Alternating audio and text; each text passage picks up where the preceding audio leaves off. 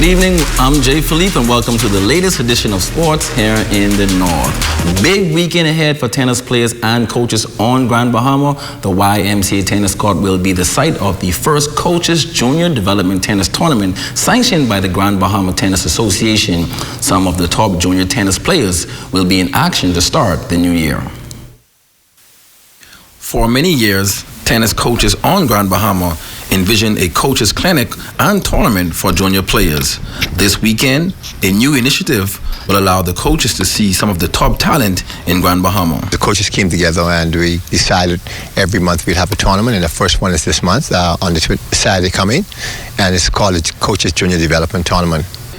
Coach Rigby says he feels coaches should have been doing this a long time ago. I think we finally came to that consensus that we all going in the same direction. We're just doing it differently, and we realized the importance of it really trying to get the kids to play at a very high level so we can compete with the world. This tournament is not an age group tournament. It is rather a tournament that would test each player depending on their skill set.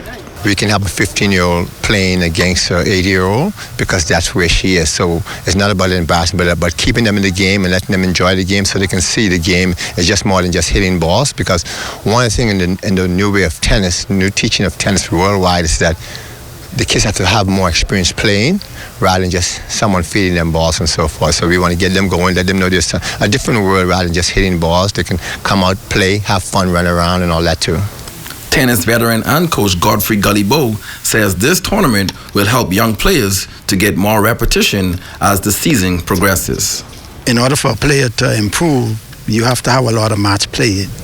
So we decided that we will have a tournament once a month to give the players a lot of playing time on the court. Any player that entered the tournament will be given a free clinic every Saturday from 9 to 11 with one of the coaches. The top finishers will be rewarded at the end of the year.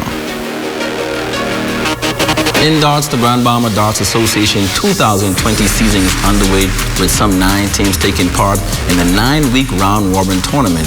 Teams are also gearing up for the Bahamas Darts Federation Gold Cup tournament slated next month, February 7th and 8th in the nation's capital.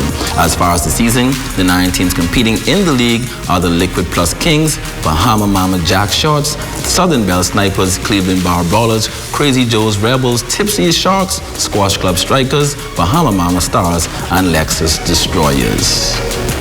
Over in Bimini scores from Week 2 action in Bimini Basketball League, the Kool-Aid Bombers moved to 2-0 on the season after defeating Nate's Bakery Ball Hogs 43-39. The Bombers were led by Jamario Saunders with 16 points. Raymond Louise had 18 in a losing effort. In Game 2, the Bimini Police Enforcers also got the win over Resort World Predators 65-50 to remain undefeated for the season. Denzel Jones Jr. scored a game-high 22 points for the Enforcers. Tevin Noel finished with 19 points for the Predators.